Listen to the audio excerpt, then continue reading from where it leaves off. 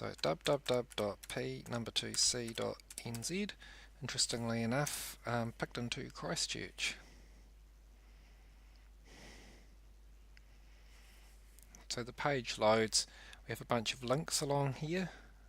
So we have webcam images from the areas that the alternate route goes through, plus also some areas off the edges of the alternate route. As we scroll down the page, we see a bunch of different work information. So this is work that's being done along the road. And if we click on more info, it actually takes you to the NZ Transport Agency information about that job.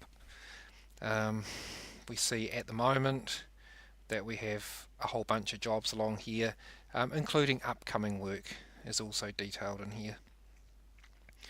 We've got some words, primarily just to explain who this website is for.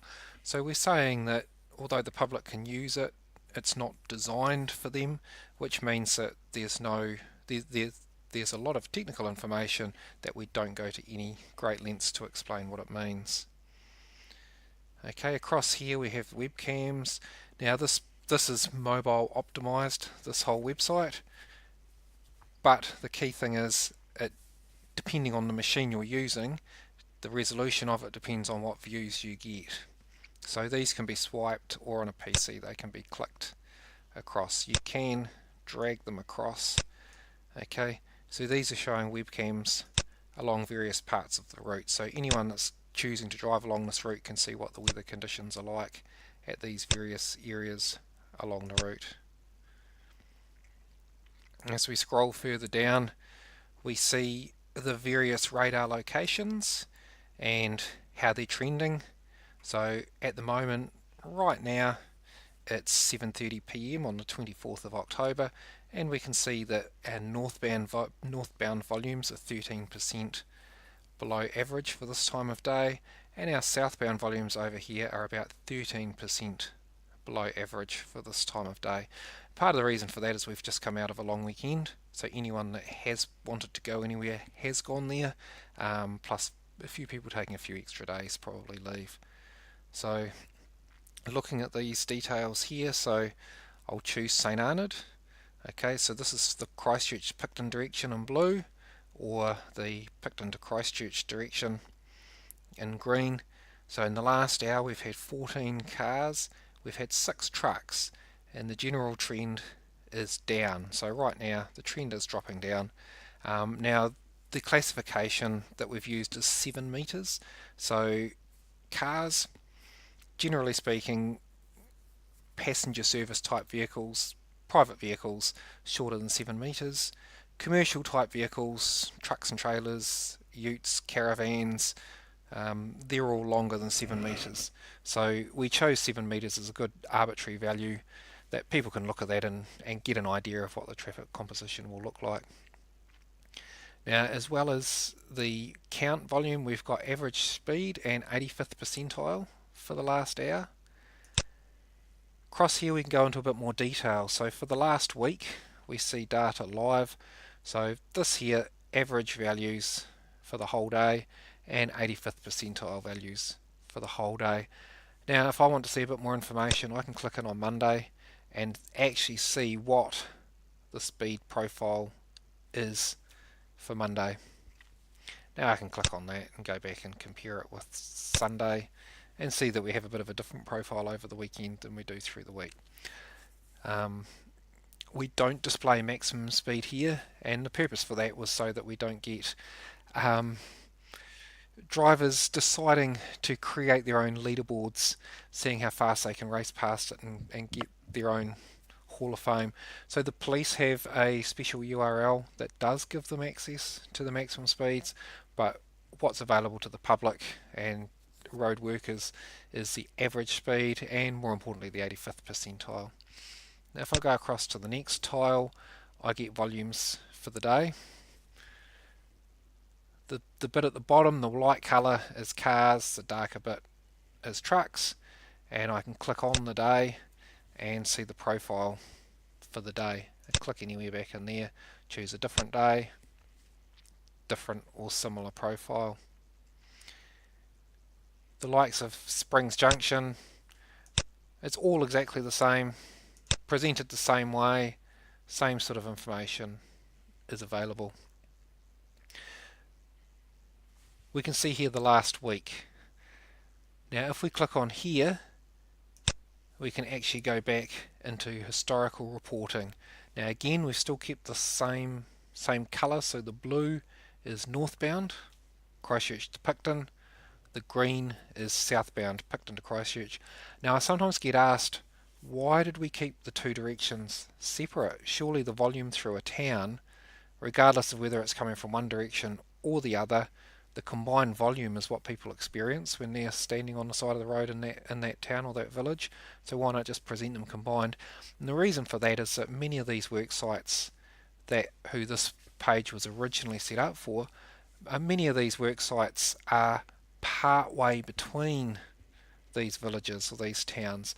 So for example, there isn't road working happening directly at Murchison, but 3/4 of an hour up the road there is. So the St Arnaud count site is another hour and a half from here. So 3/4 of an hour through, they can basically look at what's coming from either direction and know what to expect. So we have this, a webcam image for the location, just to make sure that you've chosen the right site. You've got the map here showing where it is. And we get into this historical data. So again, the top part of it is 85th percentile speeds and average speeds. The bottom part is volumes with classification. So we have a date range here. We can click on that and go to any custom period, or we could even choose a specific date. So maybe start at the start of August, finish at the end of August. Let's have a look at the details for August. So it's just going off and doing a database query now and retrieving that information. We have information stored in here all the way back to Christmas 2016, which is when we originally got the radars installed, operating and online. As I mentioned before, the whole page is mobile optimized. You have a slightly different experience if you look at it on your mobile phone. You have swipe bars to swipe sideways. You see either northbound or southbound on the screen, and the intention for that is that as a road worker, you don't have the luxury of a full 17-inch PC screen to look at. You're looking on a little 5-inch screen, maybe even a smaller screen, and you want to be able to see that data clearly and easily. So we have our speed information here, we have our volume information here. We can choose a particular day, go and look at that day, and we can export the data. Now we export it to CSV. So using that exported data, you can turn around and do any other refinements with that information that you may wish to do. So here we have the information. We get the day, the average speed, the 85th percentile speed, and the volume of cars and the volume of trucks.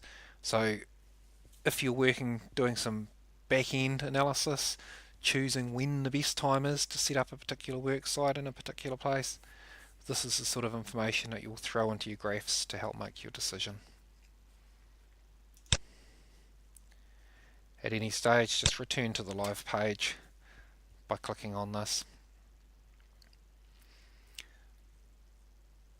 So as well as putting this count and volume information here, we've also put some links to West Coast webcams. Okay, these are again cameras, webcams that NZTA have on the west coast of New Zealand. Your journey may not be all of the alternate route. It may be from Picton down to Springs Junction, and then maybe you'll cut across down to Greymouth and perhaps Fox Glacier. So that's what these images are for. And we also have Marlborough webcams, just to give you an idea as a traveller what the weather's like in the direction where you're heading. These images update every minute, so the cameras just upload those images to the NZTA FTP server every minute, and this red line going across the top of the screen coincidentally takes 60 seconds to reach the other side. Once it reaches the other side, the images are refreshed and away we go.